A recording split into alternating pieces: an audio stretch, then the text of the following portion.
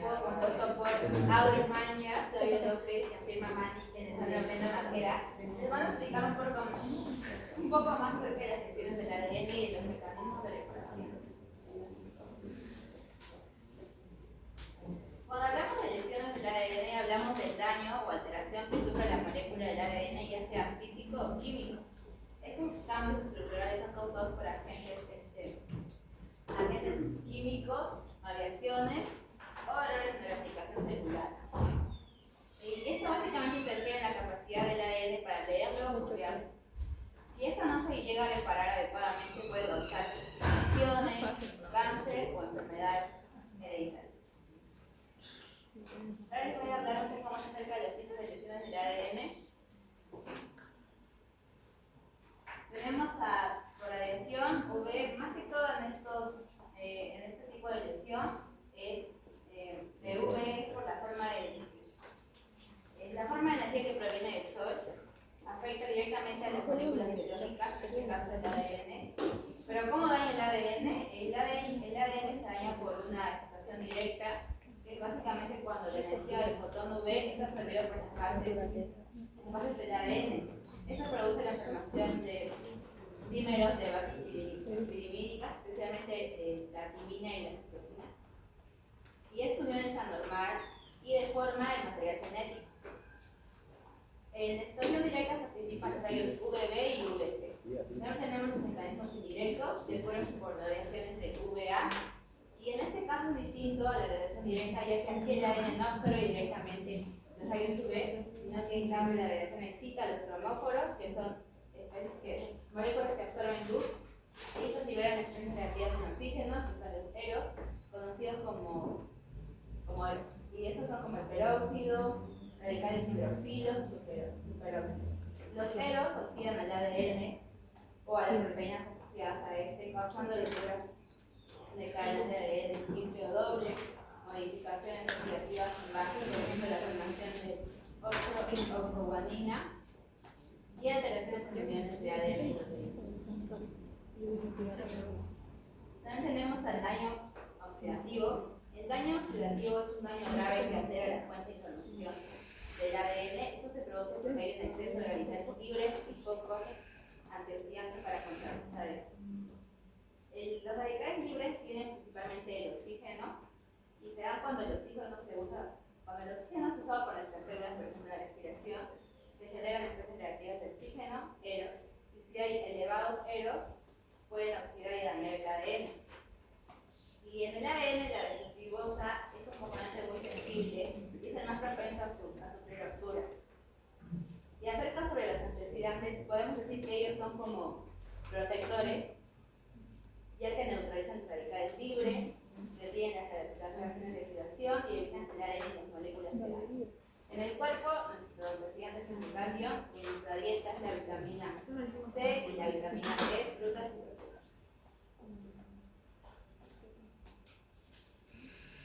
También tenemos lesiones por agentes mutagénicos, que son agentes físicos, químicos o biológicos que alteran la información genética y aumentan la frecuencia de mutaciones. Cabe resaltar que no todas las mutaciones son por agentes mutagénicos, sino que algunas también ocurren de manera espontánea, por errores naturales, por ejemplo cuando el ADN se separa mal o cuando hay fallos durante la recombinación del ADN. Ejemplos de mutágenes comunes tenemos al benzopireno, que esto se obtiene a través del humo del cigarro, que es una molécula que ingresa en el hígado, se activa y cuando se activa se vuelve muy reactiva y se pega al ADN formando adductos, lo cual ocasiona el cáncer de neuronas. También tenemos a la aflatoxina, que eso viene de productos agrícolas mal almacenados y también puede ocasionar cáncer de hígado. ¿Y qué hacen los mutágenos? Los mutágenos dañan las bases nitrogenadas como la adenina, timina, guanina, provocan rupturas o uniones de cadenas del ADN y bloquean la replicación, impidiendo que las células y su material genético se lean.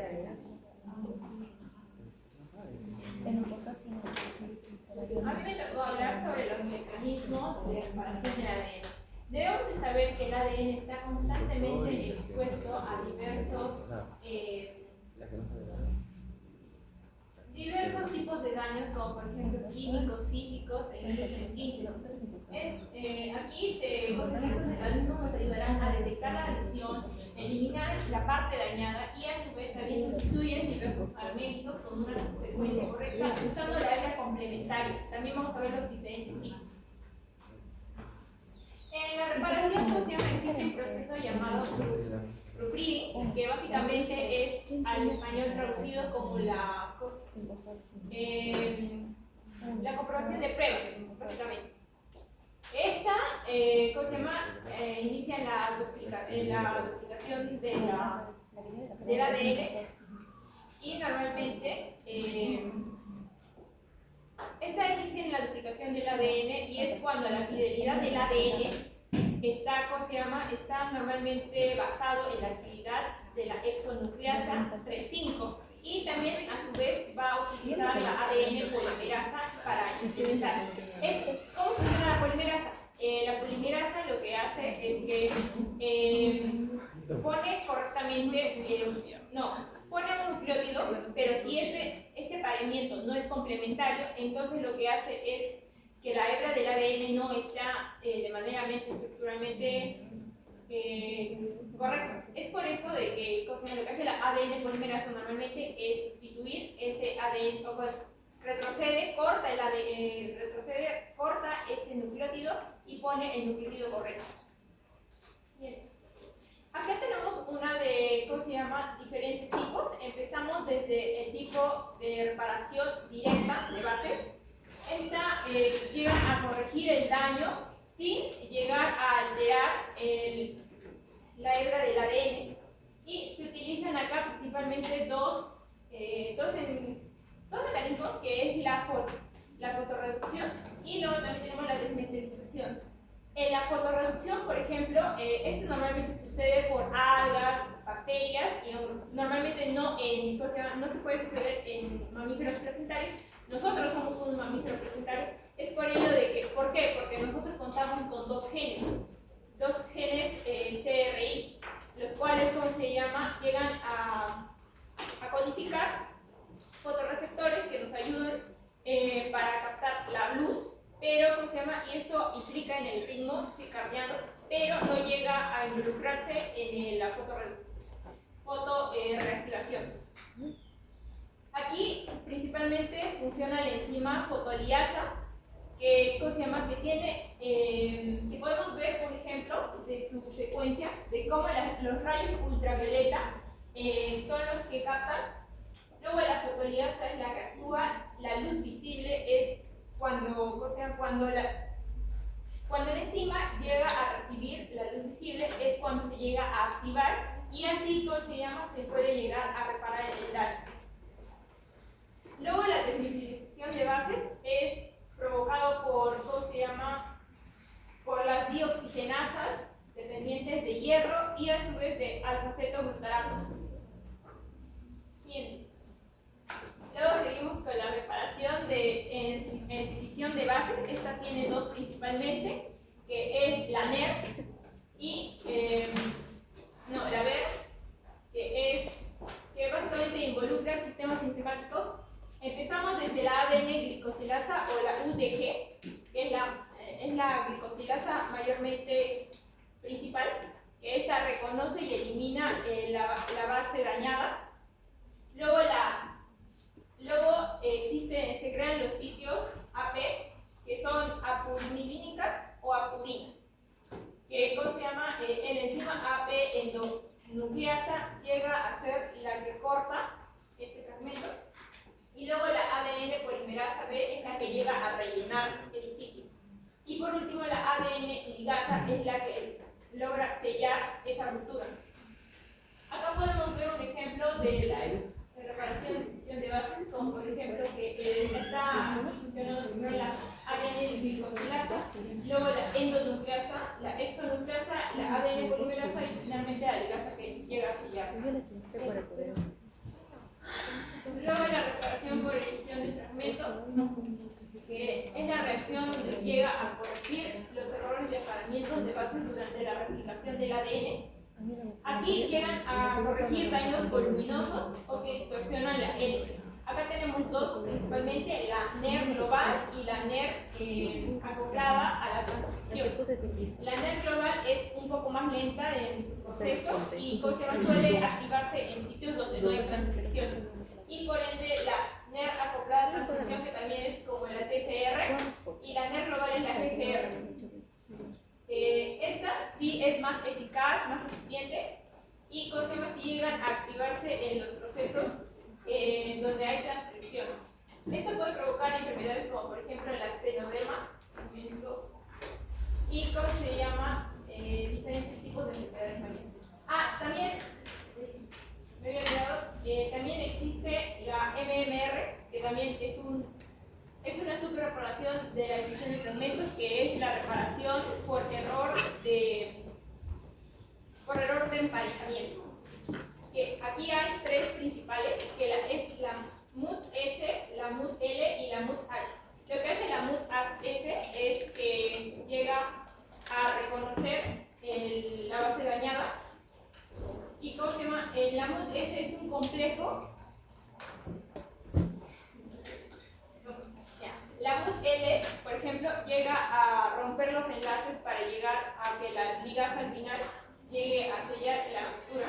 Y la MUT-H también en las células eucariotas normalmente suele también cortar la cadena. Bien.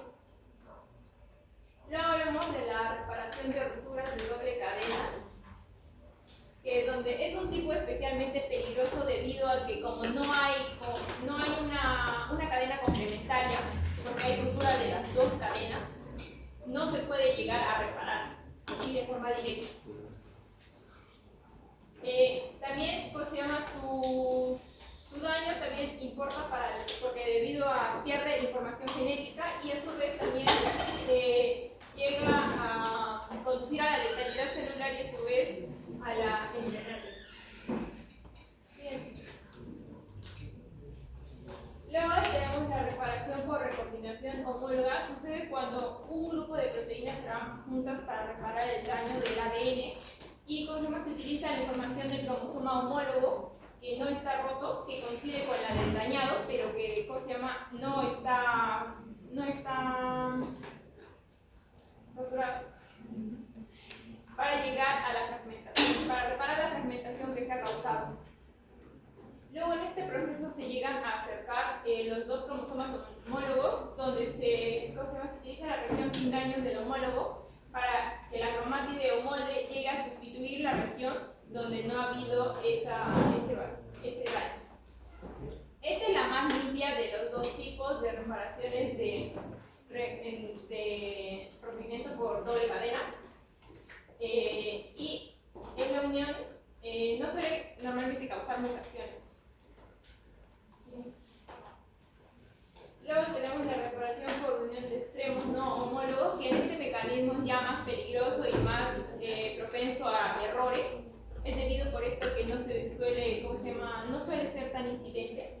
Este mecanismo de reparación es desordenado normalmente y por lo general resulta en la pérdida o a veces adición de unos cuantos nucleótidos en el sitio de corte.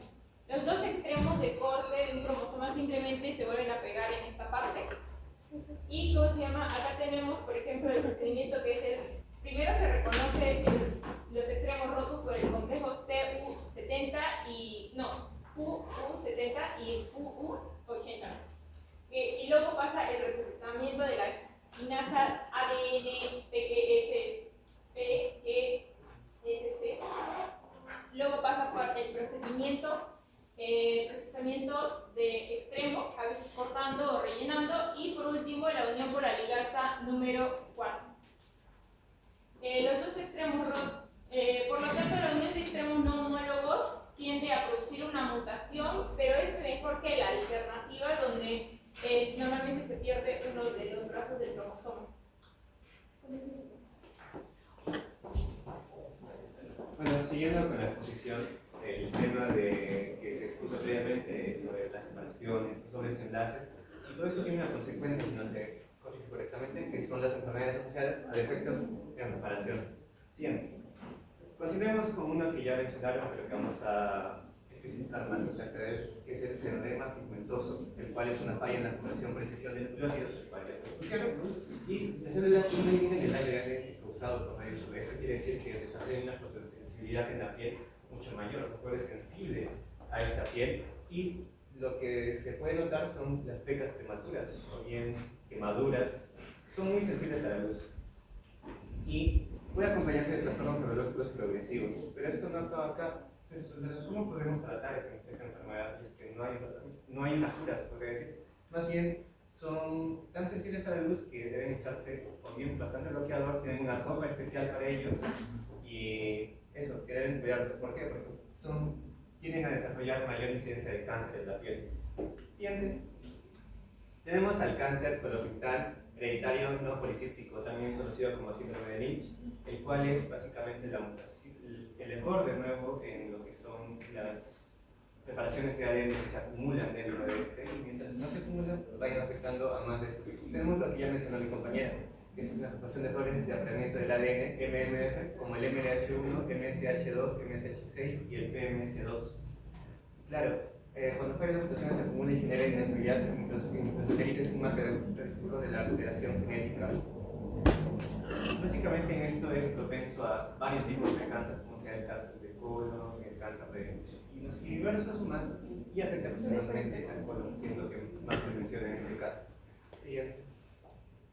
Tenemos a la ataxia telangiectasia. Bueno, esto es una mutación del gen ATM encargado de detectar las partículas dobles de la cadena de enlace del ADN, y básicamente ataca al sistema nervioso y al sistema inmunológico. Si pueden ver en la primera imagen, un síntoma característico son los movimientos involuntarios de los ojos anormales. También tiene, en este caso, también tiene sensibilidad a la luz y son propensos a desarrollar lo que es leucemia. Y algo característico de esto es los vasos sanguíneos, porque la telangiectasia es eso, es la dilatación de los vasos sanguíneos, ya sea en la pupila del ojo, o también puede darse en lo que son las mejillas o bien en la oreja, donde se da lo que son los vasos sanguíneos en forma de araña. Y también presenta una alteración del control del ciclo celular y de la reparación del ADN. Como ya dije, aumenta la susceptibilidad a leucemias y linfomas. Bueno, y tenemos lo que es el envejecimiento celular prematuro. Esto se desarrolla con mayor casualidad cuando la célula se deja de... Sabemos que toda célula deja de vivirse y permanece y se mantiene propiamente esta. Bueno, pues este es un proceso acelerado de esto. Esos son los resultados de la acumulación de los daños que no fueron anteriormente reparados. Ocurre a la edad temprana de una persona, lo que muestra un envejecimiento prematuro. Observando así diversas manifestaciones de enfermedades, una serie. El fallo en el mecanismo del NER que se incluye tenemos estos dos que son característicos. Por ejemplo, el síndrome de Werner, que es el envejecimiento prematuro y retraso en el envejecimiento, como se puede ver en el primero. Y uno que se relaciona con algo que ya vimos, que es el xeroderma pigmentoso, que es el síndrome de Bloom, que es la hipersensibilidad a la luz y la incidencia de cánceres. Eso es la imagen que tienen acá. Como ya les dije, estas mutaciones van directamente relacionadas al cáncer, ya sea en una localización especial o bien en otra, pero siempre se pueden relacionar directamente. En este caso, el síndrome de Bloom tiene de nuevo mayor incidencia en leucemia y cáncer a la piel, por eso es que tienen que estar bien cubiertos o bien con una protección elevada de rayos UV. La organización va a continuar. Continuamos con el impacto de la función celular. Como sabemos, las mutaciones en sí van a impactar en cuanto a la función celular. Las mutaciones, sabemos que las células en sí se van a guiar en cuanto a las indicaciones genéticas, y al haber una alteración, todo esto se va a desregular. Entonces, las mutaciones van a ser la causa de esto. Primero, ¿qué es una mutación? En sí, las mutaciones van a ser una alteración en la secuencia de ADN de un organismo cualquiera. En sí, esto puede darse en diferentes aspectos. En sí puede ser en la línea germinal, y en sí puede ser, eso se refiere que puede darse en los gametos, en sí, en el óvulo o el espermatozoide. Eso puede referirse a que causaría enfermedades hereditarias y daría a lugar la variabilidad genética. Luego tenemos la exposición a mutágenos, que sí serían agentes físicos, químicos o biológicos que van a dañar el ADN. Y como ejemplos tenemos radiación ultravioleta, componentes humo de cigarrillos, también diferentes toxinas. En cuanto a la utilización del ADN, también pueden haber mutaciones en este. Pueden haber mutaciones en cuanto a este, porque puede haber errores, por ejemplo, en el apareamiento de bases, que al no corregirse, estos van a pasar a la siguiente copia de ADN. Entonces van a constituir una mutación permanente. Luego tenemos mutaciones no reparadas en la replicación. Como ya mencioné en lo anterior, al producirse lesiones en el ADN y no repararse, surgen mutaciones genéticas. Y bueno, esto, como he dicho, puede ser por factores endógenos o exógenos. Exógenos, como he dicho, puede ser por radiación o toxinas, y también puede ser por factores endógenos. Y eso indica la importancia del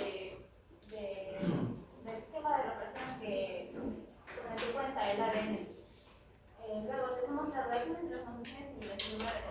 Mientras más adultos seamos, tenemos más riesgo de producir alguna mutación en cualquier célula de nuestro organismo.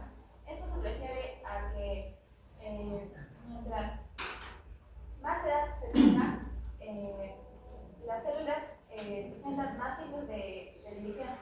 Entonces hay más probabilidad de que un error suceda y este no se corrija. Entonces surja una mutación. Luego se dice que la acumulación de ciertas mutaciones en las células de nuestro organismo está fuertemente relacionada con el desarrollo de patologías como el cáncer. Esto se dice porque los procesos patológicos en sí están relacionados más que nada se dan más que nada por mutaciones en lo que es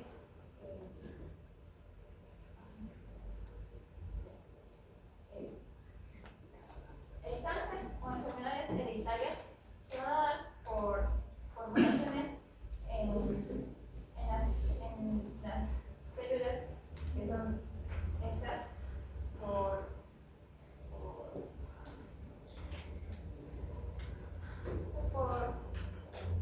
por el mismo hecho que no se van a reparar por la falta de reparación en los errores de la replicación del ADN. Siguiente. Luego tenemos los avances en la investigación y la tecnología.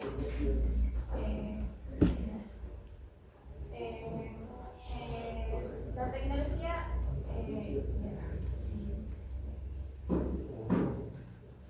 la biología molecular y el desarrollo de esta en sí va a permitir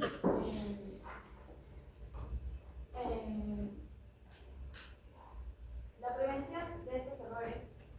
Todo ello. Un ejemplo que tenemos es la tecnología de CRISPR y Cas9.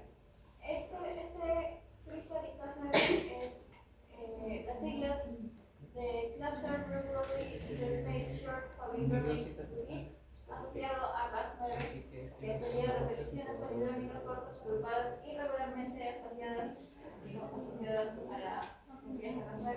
En sí es una técnica de edición del genoma que puede en sí agregar, cambiar o en sí alterar el genoma en diferentes regiones, y en sí va a ser basada en una técnica natural que utilizan las bacterias para protegerse de infecciones de virus. En sí se basa en dos moléculas. Contiene dos moléculas, que son Cas9, que es una enzima nucleasa que va a actuar como tijeras que van a cortar al genoma, las dos cadenas del genoma en una región específica, y luego ARN guía, que es un pequeño fragmento de ARN de más o menos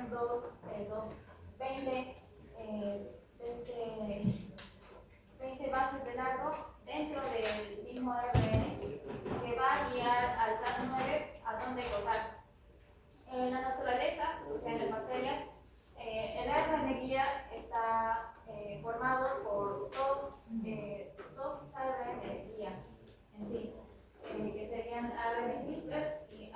CRISPR transactivante. El ARN CRISPR va a dictar dónde se va a cortar y el ARN CRISPR transactivante se va a adherir al ARN CRISPR y va a actuar como un identificador para el Cas9. Pero en el laboratorio y para esta misma tecnología se van a combinar y se va a utilizar una ARN guía único. En cuanto al funcionamiento en sí, primero, en sí, como ya mencioné, está basado en bacterias que al infectarse con un virus,